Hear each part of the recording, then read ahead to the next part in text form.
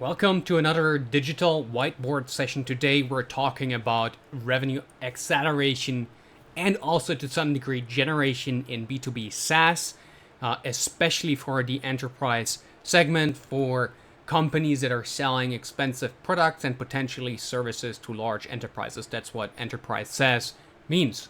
Now, a couple of points before we dive into tactical thoughts on how to accelerate revenue and generate more revenue. When is the stuff that I'm going to cover later relevant? Well, in primarily two scenarios. The first one is that you are generating revenue, but you need more. Many times this is the case in enterprise SaaS when you're a startup at, let's say, Series A, you raised somewhere between 5 to 20, maybe 25 million in funding, and your investors are putting pressure on your growth team, on your head of sales, on your head of marketing to accelerate pipeline and generate more revenue and proof of concept. The second alternative is that you are potentially a little bit before product market fit and you are not really growing and you need a reset and also additional ideas. So these are the two primary scenarios, again, for B2B SaaS, especially enterprise SaaS. Now, what are we covering here? Well, we're covering tactical thoughts and my go-to template approach. Before you define a specific strategy, you always want to do a growth audit in order to identify what's really happening and pick the right near-term, mid-term, and long-term ROI tactics. What's typically part of a growth audit? That's typically the strategy of the company overall. So what's the vision? What's the product? What's the ideal customer profile? What channels are being used so far and what's the messaging that's being used? I would want to have a look at that within the strategy. In terms of infrastructure, you want to look at talent, assets that are being used, including sales decks, including marketing copy, landing pages, email lists. You want to look at systems and the information that lives within these systems, and you want to look at processes, just to get a somewhat holistic understanding of stuff that would influence a revenue acceleration and generation strategy. Now, having done that, what you want to do as a leader within an organization like that is think about what your board wants, and your board wants near-term ROI, while you internally also have to think about what comes after a near term, which is mid and long term.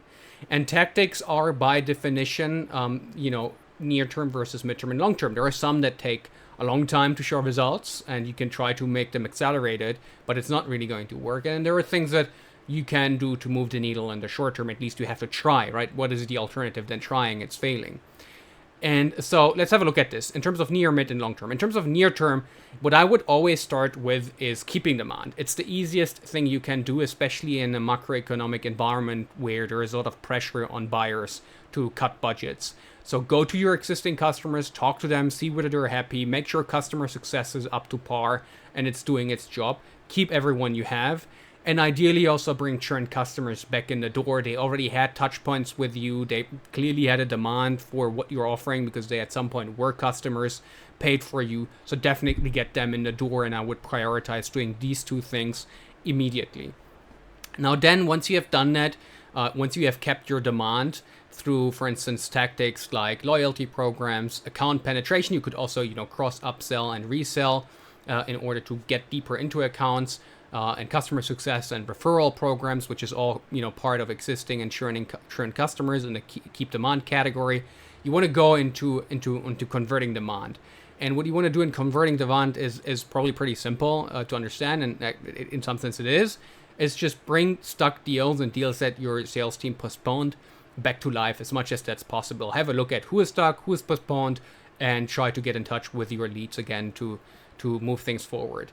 It's already in your pipeline. Why would you not capture the low-hanging fruit? And once you have done that, the next step is to capture demand. Right? It's easiest to keep it. Next, it's easiest to convert it, and then it's to capture it. Capture demand means you're not educating the market. You're tapping into channels and tactics that have people who are aware of their problem and who are looking for alternatives, potentially ready to buy, potentially talking to your customers, and where you come in and you try to capture that demand. So the first tactic when it comes to capturing demand is you want to do more of what's working. If you're growing already, then you want to have a rigorous look at what's working for you today and if there is optimization potential. Or maybe you're doing too many things at the same time and you can kill some stuff that is unnecessary or that's distracting and taking away resources from what really is driving revenue and traction for your business. So do more of what's already working. Sounds simple, is simple, but it's the basics that matter in the beginning. Once you have done that, what I found very effective in my own journey in enterprise SaaS, leading demand generation for a startup that we took from 1 to 6 million in ARR and to a 21 million Series A, is conferences. And I have separate videos on what I mean by conferences. I don't mean mass market large conferences. I mean targeted niche conferences. From there, you want to go into partnerships, especially if you are post-product market fit. You will have a lot of success with channel partnerships and implementation partnerships and affiliates that channel leads over to you. And then finally, not super effective, but something to capture demand, you'll have to take a mix of a volume and a quality approach, which is cold sales, involving cold calling, cold emailing, cold social on, for instance, LinkedIn, messaging and stuff like that. Now, the fourth bullet point in near-term ROI, what you're seeing here is just killing stuff that's proven not to work. I also like to experiment a ton, but if there's near-term pressure, you got to focus on what can generate near-term ROI. Now, once you have done all of that, you want to go into tactics and still have resources, or it's still not working, you will go into midterm ROI. The one it depends a little bit on your specific context, but the one that can be very helpful is marketplaces and review platforms. Generally great for building trust and social proof, which helps you accelerate pipeline and get deals across the finish line. But platforms like G2 and Capterra are also designed as marketing channels more so than review platforms. So I wouldn't underappreciate them. And obviously, if you're in small ticket or in mid ticket or even in B2C, then marketplaces are critical for your go-to-market strategy. Next one would be search engine. You can obviously do a lot of different things in with search engine marketing, including paid ads. That's what search engine marketing is. I mean Google ads. Sorry, but what I'm talking about is doing stuff like advertising against your branded terms to make sure competitors are not encroaching upon you, targeting competitive keywords, potentially retargeting people that have already interacted with your brand, and doing lookalike modeling. I've seen these work very well. And obviously you want to be targeting high intent keywords as far as revenue acceleration is concerned. If you want to target, if you want to raise awareness, for instance, you could go horizontal and look at keywords that your ICP your ideal customer profile would search for other activities in their day-to-day, and show that your product should also be something that they should be aware of. But that's not going to accelerate revenue in the same way as targeted near-term keywords. And then from there, you want to go into influencer marketing and email marketing. What do I mean by influencer marketing in enterprise SaaS? I do not mean influencers on Instagram or TikTok posting shorts about your product. I mean industry thought leaders and leveraging their networks. It could either be for warm introductions. It could be warm introductions is something you should do ASAP anyways.